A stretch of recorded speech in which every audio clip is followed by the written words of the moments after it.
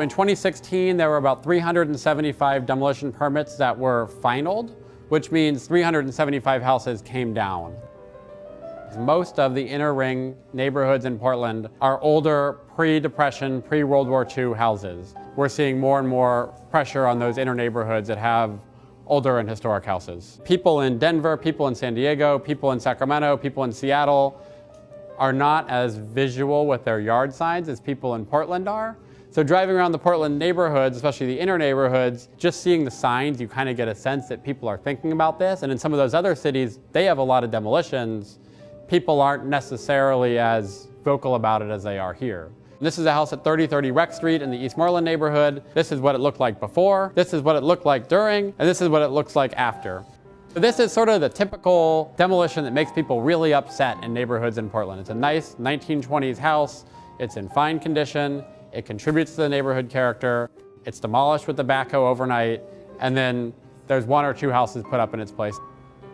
Here's a couple of examples of relatively typical new infill housing. They've got tuck-under garages. They're a lot bigger than the neighbors. This one's sort of got that San Andreas Fault gable situation that's going on here. And this one is sort of the craftsman without the craft. Both of these are examples of sort of the larger, context-inappropriate single-family houses. They're not adding necessarily density. I mean, one house was demolished to build these. We are just now waking up to the environmental impacts on human health and safety related to typical mechanical demolition. There's asbestos, lead, and mercury concerns related to demolition that have not been properly abated in many cases, and that can cause permanent health problems and permanent contamination for people within a block or a block and a half's radius. A lot of our oldest houses are coming down. Buildings built from 1961 to present, which are purple on the end, not so many. If a property is listed on the National Register either individually or as a contributor to a district, it is subject to what I call demolition review. It's the strongest type of land use protection that we have in the city of Portland for private property. If you're thinking, what can I do to stop demolitions? The National Register is the clearest way to do that. And as of about a week ago, a change in state administrative rules says every jurisdiction in Oregon has to hold a demolition review hearing before a National Register resource can be demolished. So that expanded demolition review to about 8,000 properties that didn't have it in the past. The delay period is a disincentive to demolition, so it's 4 months of waiting. It provides an opportunity in those rare instances where there's a neighbor or there's a preservation developer who is interested in moving the property. And in the case of architectural salvage, 120 days could buy Lovett Deconstruction or the Rebuilding Center time to go in and skim the property for fixtures, doors, finishes. Only 2% of the cities on the National Register, about 1% of the city is a local landmark or a conservation landmark or on the inventory. Most of Portland doesn't have the benefit of demolition protections. This is a conservation landmark property in Northwest Portland. Pretty cool, 1911, called the Moulton House. Moulton House has 7 condominium units in it. And if you're looking to buy a condo in inner Northwest Portland, these are some of the cheapest condos on the market because they're small, because they're in an old house, they don't all have parking. They're also really cool inside because much of the original fabric was kept to do this condo conversion. And where it wasn't still original fabric, there was replacement materials and sensitive new materials incorporated. So see everything on this map, all this yellow, all these really cool neighborhoods. All of that yellow land is zoned for single-family residential use, but you generally can't do a duplex, you can't do a triplex, and you sure as hell can't put 7 units in a house in most of these neighborhoods. Maybe we should look at allowing for duplexes or triplexes or second ADUs, things that allow a little more density, maybe some more flexible housing options for somebody who doesn't want 5,000 square feet a yard. That might make some preservationists concerned, because if we allow greater density and more development opportunity, and we're already seeing a lot of demos, guess what? We might see more demos. We might see an increasing number of demos, and we may see housing forms that make people not feel like it's their neighborhood anymore. So what I'm looking for is I'm looking for a way for us to sort of harness this demand for middle housing. This is like the Portland house from every postcard from 1910 to 1925.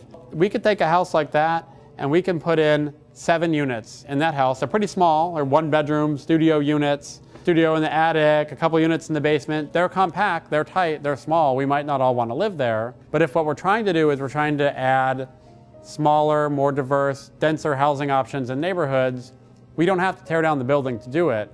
We can adapt the building for that use.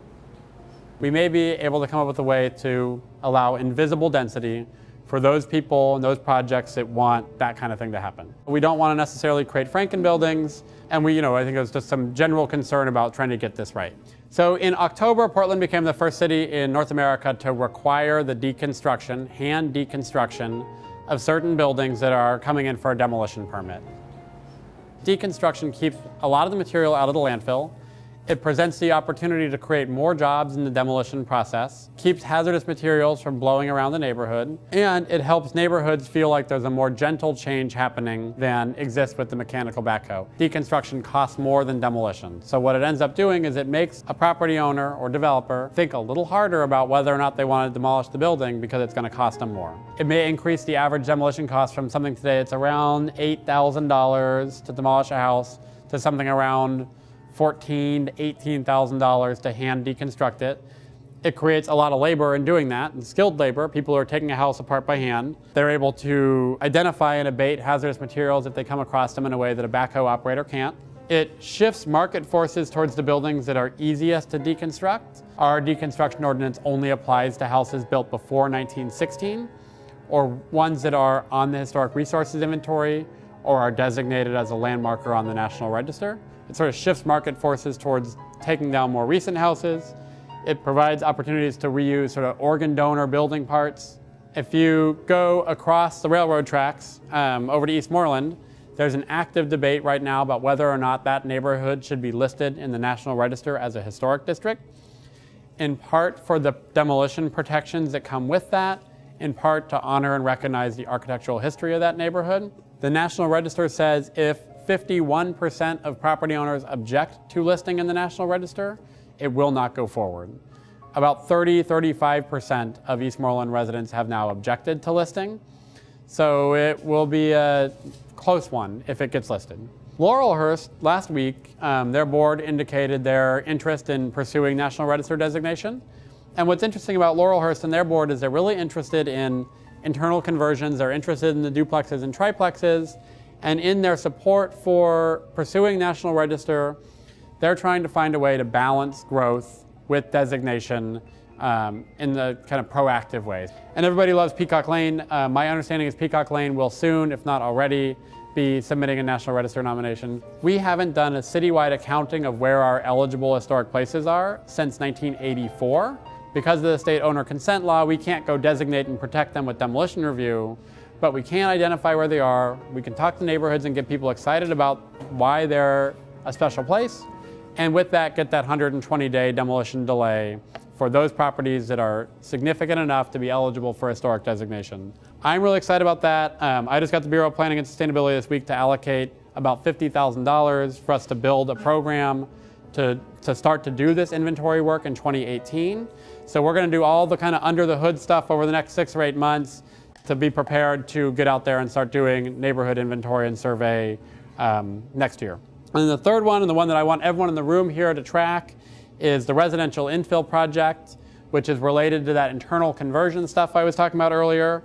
Is a large legislative process here at the city that will potentially reduce the allowed scale of new houses, taking pressure off of the old ones for demolition, but also allow for duplexes and triplexes to be built, potentially increasing the pressure on demolition in some areas where a new duplex or a new triplex may be economically viable. Engage with the city, engage with the Planning Bureau, follow this stuff, because a lot of the work that you do is fantastic and I don't know how to do it, but what I do know how to do is help connect you to the policies that may make more of your work, the important work you do, possible in Portland and keeping the places around that you like to work on into the future. So we kind of want something that's preserved and special, but also has a community benefit or an educational component or has that meaning to it.